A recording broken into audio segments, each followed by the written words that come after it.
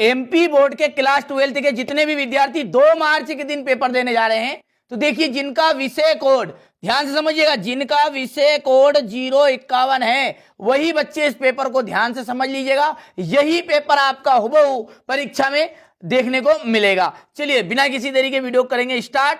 पहला है आकाश में कौन उड़ रहे हैं, बुगले। ठीक है, उर्दू और फारसी की छंद शैली कहलाती है रुबाई। यशोधर बाबू के विवाह की वर्षगांठ थी 25वीं। संस्कृत साहित्य के कवि कालिदास ने शिरीष के फूल को माना है कोमल। ठीक है, चलिए इसके बाद आगे देखते हैं। पूरे मैंने पहले ही भर लिए हैं, फिर मैं बता रहा हूं जिस बच्चे का विषय कोड 051 है वही बच्चा इसको ध्यान से समझिएगा। ठीक है, करुण रस का स्थायी भाव है शोक। श्याम नगर के राज दरबार के दर्शनी जीव कौन था, लुट्ठन सिंह। सौंदल गेगर मास्टर जो थे वो मराठी पढ़ाते थे। सरकारी कामकाज की जो भाषा है वो राजभाषा है। ठीक है, पोछा एक जो है क्षेत्रीय शब्द है। विशेषीकृत रिपोर्टिंग करने वाले रिपोर्टर को विशेष संवाददाता का दर्जा दिया जाता है। ठीक है, ऐसे शब्द जो विशेष क्षेत्र में बोले जाते हैं उन्हें क्या कहते हैं, क्षेत्रीय शब्द कहलाते हैं। हरिवंश राय बच्चन की प्रथम कृति कहानी संग्रह थी।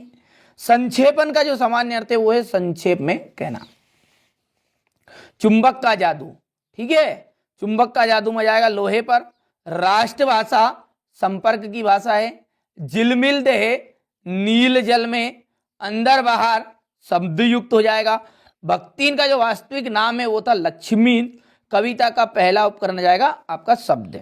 ठीक है, अब है एक वाक्य में उत्तर, देख लीजिए।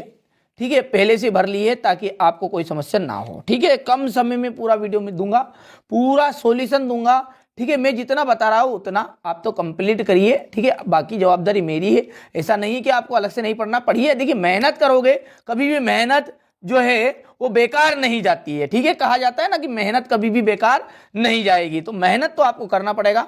ठीक है, ये पेपर पहले कंप्लीट कर लीजिए, उसके बाद अलग से पढ़िए, कोई दिक्कत थोड़ी है। क्या करोगे, फुर्सत बैठ के पढ़ना है। गर्मी में तो कोई बोलेगा नहीं आपसे, 12th के बाद में कोई डबल से आपसे बोलने थोड़ी आएगा कि नहीं भैया एक बार और 12वीं पढ़ लीजिए, आपकी 70% बने तो 80 बन जाएगी, नहीं होगा ना। तो एक बार मेहनत करिए, दिल से करिए और अच्छे से कंप्लीट करिए। सत्य का टिक मार्क लगा दिया है। ठीक है, मैंने बोलने में समय बर्बाद हो गया तो इसको यहाँ से कंप्लीट कर लीजिएगा। रीतिकाल को श्रृंगार काल क्यों कहा जाता है, नई कविता की 2 विशेषताएं बतानी है। शीतल वाणी में आग के होने से क्या अभिप्राय है।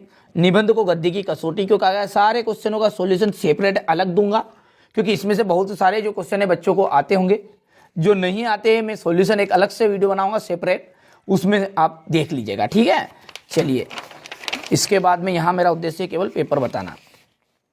राजभाषा किसे कहते हैं, राष्ट्रभाषा से आप क्या समझेंगे। ठीक है, निर्देश के अनुसार वाक्य को परिवर्तन करना है। फिराक गोरखपुरी और हरिवंश राय बच्चन का साहित्य जीवन परिचय देना है। धर्मवीर भारती और हजारी प्रसाद द्विवेदी का साहित्यिक परिचय। ठीक है, इसके बाद है मिट्टी से निर्मित वस्तुओं का विज्ञापन बताइए, यहां से देख लीजिए। सारे क्वेश्चनों को समझाऊंगा और एक सेपरेट वीडियो में मैं जो क्वेश्चन नंबर 19 से है जो आपके यहाँ पर देख लीजिए, आप पठित पर ध्यान से उनको पढ़कर आपको उत्तर देना है। जिनका तो मैं सॉल्यूशन अलग सेपरेट समझाऊंगा, या ताकि किसी भी तरह का आपका पेपर में आएगा तो आप संदर्भ प्रसंग व्याख्या किस तरह से लिखते हैं बिना पढ़े। ठीक है, यानी कि केवल पेपर में यदि आपने पढ़ा और पढ़ के गए वो पेपर में नहीं आया तो किस तरह से लिखना है, ताकि आपका जो एग्जामिनर है वो नंबर 1 नंबर भी नहीं काट पाए। आपको बिल्कुल चिंता नहीं करनी है, यहाँ पर गलत काम इस चैनल पर कभी ना तो किया है ना आगे किया जाएगा। आपको अच्छे नंबर प्राप्त कराने के लिए यहाँ चैनल बनाया गया है। इसके अलावा हमारी ऑफलाइन कोचिंग भी है। ठीक है, यहाँ पर कोई फर्जी काम नहीं किया जाता, जो बताऊंगा सही बताऊंगा, रियल बात बताऊंगा। ठीक है, तो इस तरह के मैं आपको 4 पेपर उपलब्ध करा रहा हूँ। एक पेपर के भरोसे हम 12वीं में टॉप नहीं कर सकते, ध्यान समझिएगा आप, क्योंकि यदि मैं कहूँ कि यही पूरा रियल है, मैंने भी इसको दूसरे से मंगवाया है। ठीक है, जब बोर्ड ऑफिस से पहचाने उनके जरिए यहाँ तक ये पेपर हमारे तक आया। ठीक है भैया, या आप कुछ भी समझिए, आपके ऊपर भावनाएं हैं। ठीक है, आपको सबको पता होगा। ठीक है, कि 4 तरह के पेपर जब आप करोगे तभी आपको अच्छे अंक प्राप्त होंगे। ठीक है, तो दूसरे जो पेपर है उनकी प्लेलिस्ट सेपरेट डाल दूंगा। जिन बच्चों को भरोसा है कि ये असली पेपर है वो कर लीजिएगा, जिनको नकली लग रहा है वो मत करिएगा। इसके अलावा आगे और हम क्या कह सकते हैं, ठीक है। पहली बार चैनल पर हो तो सब्सक्राइब जरूर करके जाइए।